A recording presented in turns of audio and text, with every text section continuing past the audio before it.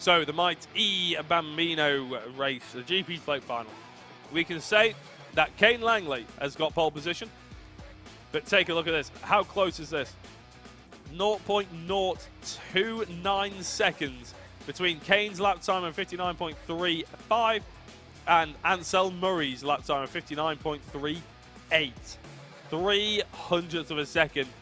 And again, they had a good battle in race 1, I seem to remember. So, no, sorry, Kane Langley came away with a race victory, but Ansel Murray really came through the order in race 1. So hopefully the GP plate will be exactly the same. Rhys David Richardson, he's in 3rd on the grid with Harris Barber in P4, Freddie Baker in P5, Sidney Nell in 6th place, and Albert Bachler in, or Bachelor even, in 7th. Max Joy is in 8th. Now the drivers are in the dummy grid still, so there will, I mean, it is going to be a standing start. So, like I mentioned, before the E stands for electronic, obviously. We're starting to get more and more used to seeing electronic forms of motorsport, and karting is no different. And the BKC like to try and get it involved as well. So it's an electric Bambino, target audience and driver that they're looking for around the age of 4 years old. They also do a Mighty Cadet as well. So there's opportunities to go through the ranks and learn your trade in electric Might E machines. I'm sure they'll probably go higher powered as well when they get the technology and they get the interest. Obviously, the right thing to do, arguably, is to try and get the interest from an early age. The drivers like it, they want to move to cadet, and then there's all of a sudden there's a demand because they want to go higher powered, and they carry on going in that formation. So, Might E wanting to capture that early audience, which is exactly why they're here at the Bambino Kart Club. It's going to be a standing start, and speeds up to 50 miles an hour. Langley has taken 3 race victories and make that 4 after this morning's race as well. Starting on pole position, so the qualifying may well suggest that this is going to be very close, but the results that have been so far suggest that Langley maybe was holding a little bit back in reserve. We'll keep an eye on how he gets on. And obviously the rest of the field. If we're talking championship, though, Ansel Murray is 2nd place in the championship, which should suggest that it's going to be very close between himself and Rhys David Richardson. And if off the line, it's a standing start at the end of the day, if off the line Ansel or Rhys David can get alongside or ahead of Kane up to T2, well, that's going to be crucial, because Kane could well pull away. So as the drivers line up on the grid, it's hard to tell whether the engines are running successfully, but because obviously it is so quiet. And I suppose for any kart tracks out there that maybe have noise restrictions, so they have to stop racing at a certain time, electric karts may well be the answer. You never know. You could put them at the back end of the order, and there would be no noise restrictions complaints anyway, because it's absolutely silent. And it's so silent that they've actually jumped me on the start there. But it's a great start by Kane Langley. Oh, the 96 kart of Ansel Murray and Rhys David Richardson getting a bit too close for comfort there into T1. Kane Langley is absolutely flown off in the distance now. A great reaction time from him. Good throttle application as well. And these... I mean, it's an electric vehicle. We know how quick electric cars get up to speed. These karts get up to speed in equal measure as well. Apparently, they're capable of up to about 50 miles an hour, which is quite incredible. They might be tiled down slightly due to the fact that obviously these drivers are quite young, but we'll have to, maybe I can get someone to tell me that throughout the lunch period. So Rhys David Richardson gets ahead of Ansel Murray. Pretty crucial. But Kane Langley, I mean, as we said before, this is the GP plate. All the marbles are for only 1st place. And at the moment, Kane is flying away with it. He's already got a gap of 1.5 seconds to Rhys David Richardson. Ansel Murray about 1.5 seconds behind him, or just over 1 second, really. It's probably a bit unfair to say 1.5 seconds. Then Harris Barber in 4th position. Sidney Nell in 5th. Freddie Baker in 6th, with Albert Bachelor even in 7th place. 8th is Max Joy rounding out the field. And like I said before, if you see a slight difference in number plate here, there, and everywhere, then it's quite important to note that it's a novice plate. So if it's a black and white number plate, you're looking at a novice. If you're looking at blue and black, you're looking at a qualified driver sort of thing. So realistically, Kane Langley, Rhys David Richardson are the only two drivers that are the sort of qualified, fully qualified drivers. Everybody else is a novice in this series.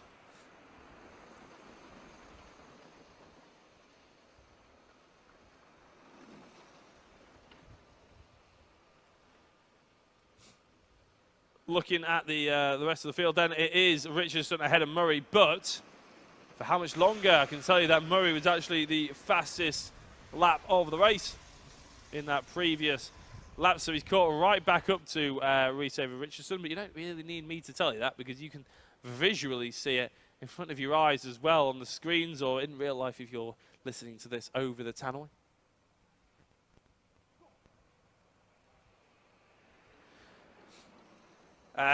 As we see now, going through Sector 3, Ansel Murray. So, as I said, I mentioned the championship before, but it is worth noting as well, because you might be thinking that Kane Langley running away with this a little bit. That seems to be the way that it's sort of gone, but again, it's because we've had Jensen Brown in this championship. Now, Jensen Brown, he is in the Micro Maxes now, I believe. We saw him earlier on, and he slipped down to 5th place because he did the first 2 rounds in the mighty Bambino Kart. He gained a clean sweep, all wins in round number 1. In round number 2, he got an even split of race wins and second places. And then in round 3 is when I assume he changed to the Micro Max because he disappeared off the screen basically for it, of the results. And that's allowed the likes of Kane Langley to really gain an advantage. Here is, just as I was looking at that, Ansel Murray, sorry about that, Ansel Murray got through on Rhys David Richardson. So there is a swap for P2, and it's basically now as they were when they started, which is, I think, as everyone is, as they started. I'm just going to have a check on the grid and see if anybody's sort of made any big moves. So Sydney Nell has overtaken Freddie Baker even, and that is the only change from the qualifying order so far. We've obviously had a few more overtakes, but they've sussed themselves out into the same order pretty much that they qualified in. 1.8 second gap between Langley and Murray is not as big as I was potentially expecting here for Kane Langley. I was expecting as those two started fighting each other that we would see potentially a bigger gap between first and second, but still a 1.8 second gap is still just as effective as a 3 second gap, as long as you keep that 1.8 second gap, if that makes sense. It doesn't matter how you cross the line first, it just matters that you cross the line in first place. And to be honest, it could extend because Richardson has all of a sudden found some momentum and is now trying to catch up to Murray. But in that last lap, Kane Langley, 0.4 of a second down, in fact, half a second down on Rhys David Richardson. The second and third place drivers are catching Kane Langley. And if they're smart about this and they work together, they could see that lead evaporate by the end of this race. We've got less than 5 minutes left, about 4.5 minutes to go. Been a 10-minute race, obviously, just like the other GP plates. And it's going to be very important for them to work together if they've got any opportunity at either of them trying to take home that GP plate. I think maybe Kane Langley has a little bit of reserve. Maybe he's just taking it easy. He might have got a signal off the side of his mechanic saying, you know, you don't need to be going full on, flat out. You can sort of chill out a little bit, but it's a dangerous message to send. Because before you get enough race experience, you basically just come fully off the throttle and you don't quite, all of a sudden the 2.5 gap or 2 second gap can just disappear within 2 laps. They are still catching, but only by a 10th in that previous lap. I think, as I said before though, if these two stopped falling over each other, stopped looking up each other's insides and outsides, they would quite easily catch Kane Langley here. And we could be in for a bit of a barnstorming final 2 laps. As soon as Murray is within touching distance of the first place driver, he's obviously going to be trying to get good runs through the final corner. And again, he'll be in that situation we've seen a lot. Bit dangerous to be in the middle. There's a back marker. I'm not sure who that is, but Kane's going to have to get past him rather quickly.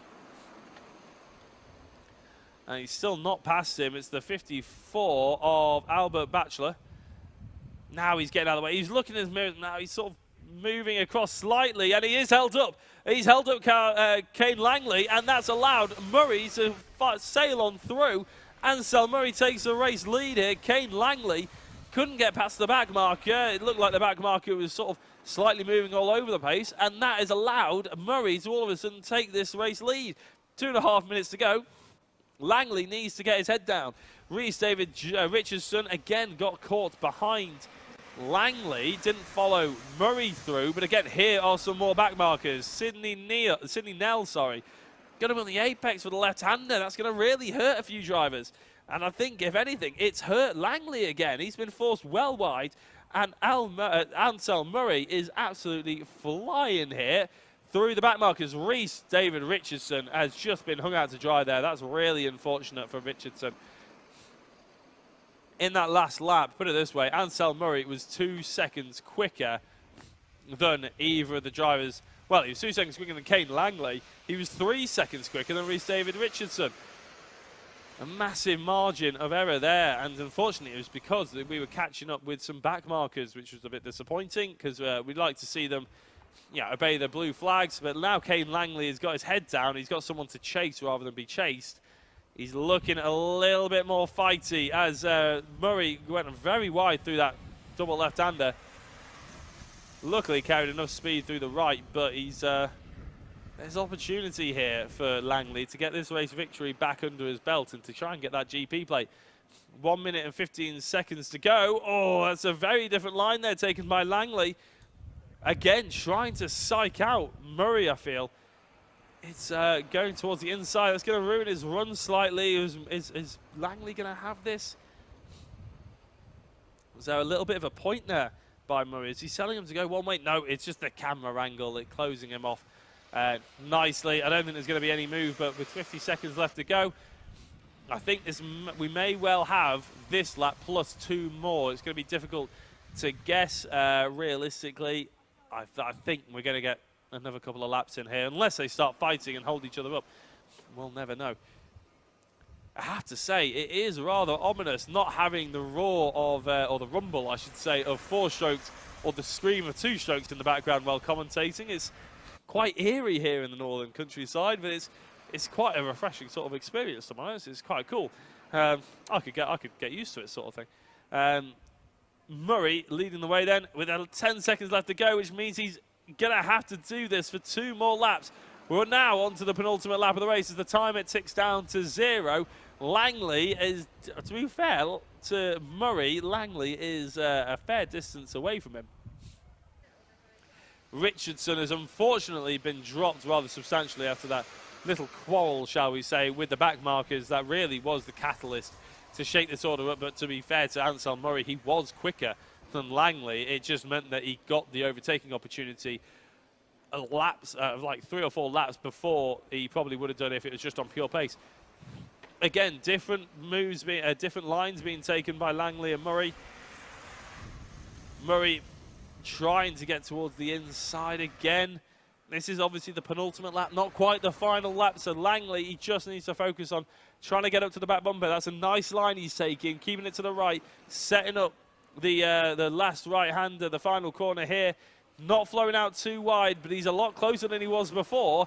Through turn 1, if he gets a decent run here, he needs to stay in the draft a touch. He's weaving left and right to try and put Murray off. It could work, but he's not utilising the draft and the toe to his full effect there, which is a bit of a shame. I mean, to be fair, these carts are probably maxed out. The electric motor's probably maxed out fairly early on up the hill. But again, sometimes weaving left and right, it can scrub more speed off. You could be more damaged than good. And Murray, all he needed to do was stay in the straight and narrow and just keep his car in his position that he has done ever since he got into the race lead, Langley hasn't realistically put a nose up the inside or threatened him at all. Murray hasn't put a foot wrong since getting into the race lead. As I say that, maybe a little bit of a door banging, we could say. But it is going to be Murray to take the victory here at the GP plate at the BKC. The Might E GP plate goes to Murray, if you didn't get that impression already. Langley takes second place. I'm sure he'll be slightly disappointed with the way he lost the lead. Rhys David Richardson will be slightly disappointed that he wasn't involved in the battle for the race lead. But at the end of the day, traffic management is a big part of motorsport. I'm sure the back markers will be reminded of what the blue flag means and to try and keep out of the way of the other drivers. I've just realised that we haven't had the rest of the karts cross the finish line yet. That is the gap that we've been opening up here between the top three. Coming across the line is Harris Barber, 37 seconds behind. And that's 3/4 of the lap with these guys. Baker in 5th. Nell and Batchelor were lapped, so they have already finished technically. Just waiting for Harris Baker, who was, I believe, 56 seconds behind the 3 leaders, and a lap time round here is 58 seconds. So Batchelor effectively having the broadcast keep another entire lap there, which we don't mind, because it's quite peaceful with the electric carts going round. I think we're still waiting for Baker. I think that was a back marker in the form of Max Joy. Not having too many joys at the moment at the back of the field. So coming across the line now, will Freddie Baker take the checkered, or will he just be directed into the pit lane and just be awarded that 5th place? I'm not entirely sure. I think he's going into the pits because everybody else seems to have done so. I can only see Max Joy out there on the circuit at the moment, so unless we've had a spinner in the form of Freddie Baker, he's just been advised to go into the pits so we don't have to spend all the time. A good race by Ansel Murray and Kane Langley, very exciting for the Mighty. The future is bright, we should say.